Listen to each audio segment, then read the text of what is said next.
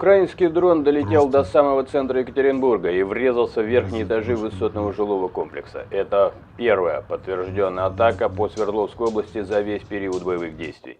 Ночью над Россией был бой, который большинство людей даже не заметило. По данным Минобороны, только за минувшую ночь дежурные расчеты ПВО сбили 127 беспилотников над разными регионами страны. От приграничных областей до глубины территории, включая Урал. Но один дрон таки прорвался. Утром 25 апреля он вошел в городской воздух Екатеринбурга, пересек привычный шум мегаполиса и превратил спящий жилой комплекс в эпицентр удара. Чтобы понять масштаб происходящего, нужно посмотреть на карту. Еще недавно атаки дронов казались проблемой приграничья, темой сводок из Белгородской, Брянской или Курской областей. Теперь в официальных сообщениях фигурируют Свердловская и Челябинская области. Урал формально признан зоной досягаемости украинских БПЛА. Это означает одно – линия условного фронта дронов ушла далеко внутрь страны. Около 5 утра по московскому времени беспилотник заходит на цель. Высотный жилой комплекс в самом центре Екатеринбурга, предварительно идентифицированный как комплекс Тринити на улице Хохрякова. Очевидцы вспоминают нарастающий гул двигателя в небе, затем резкий выворачивающий звук взрыва, черное облако, которое моментально встает над верхними этажами. По словам местных жителей, удар пришелся примерно на 25-30 этажи. 6 этажей без стекол, языки пламени вырываются из окон предпоследних уровней.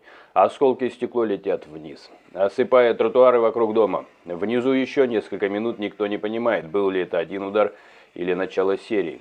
Внутри дома другая картина. Люди просыпаются не от будильника, а от звука, который они сначала принимают за взрыв газа или аварию, пока не чувствуют запах гари и едкий дым в коридорах. Срабатывают сирены, кто-то выбегает на лестницу, кто-то в растерянности подходит к окнам, пытаясь увидеть очаг пожара, но видит только копоть и огонь над собой. Те, кто живет ниже, слышат запах быстрее, чем понимают, что произошло, и только потом до них доходят новости: в дом попал дрон. Пока жильцы пытаются понять, что делать, город переходит в режим противовоздушной операции. В регионе объявляют план «Ковер». Это режим, который используют при угрозе или факте прилета вражеских воздушных целей. Фактически сигнал, что небо над территорией закрывается для гражданской авиации и подчиняется логике военного времени.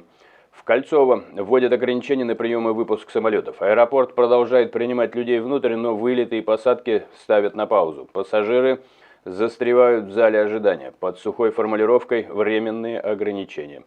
Похожие меры по сообщениям распространяются на аэропорты Челябинска, Перми и Тобольска. Урал фактически на несколько часов встраивается в военный контур противовоздушной обороны. На земле рядом с ударившим дроном полиция и спасатели быстро перекрывают квартал. Периметр оцепляют, во дворе стягивают пожарные расчеты. По данным местных СМИ, у дома дежурит не меньше 10 пожарных машин. У подъездов реанимационный автомобиль.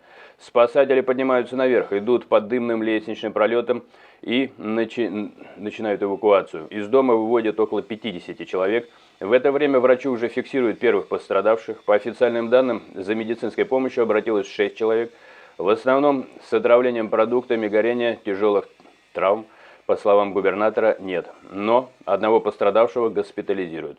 Людям, которые не могут вернуться в квартиры, открывают пункты временного размещения. Для них утро 25 апреля превращается в точку отсчета до и после.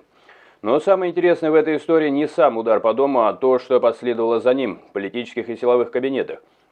Полпред президента в Уральском федеральном округе публично называет произошедшее военным преступлением. И подчеркивает, удар нанесен по жилому дому в центре города, а не по военной инфраструктуре.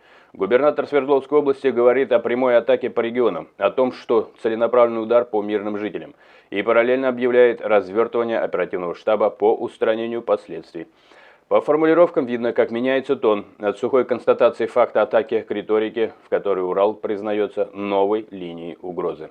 В сводках Минобороны ночь выглядит как отраженная массированная атака. По официальным данным, дежурные силы ПВО за минувшую ночь уничтожили 127 украинских БПЛА над Белгородской, как обычно, Брянской, Воронежской, Калужской, Курской, Орловской областями и еще рядом регионов, а также над Крымом и акваториями Черного и Азовского морей.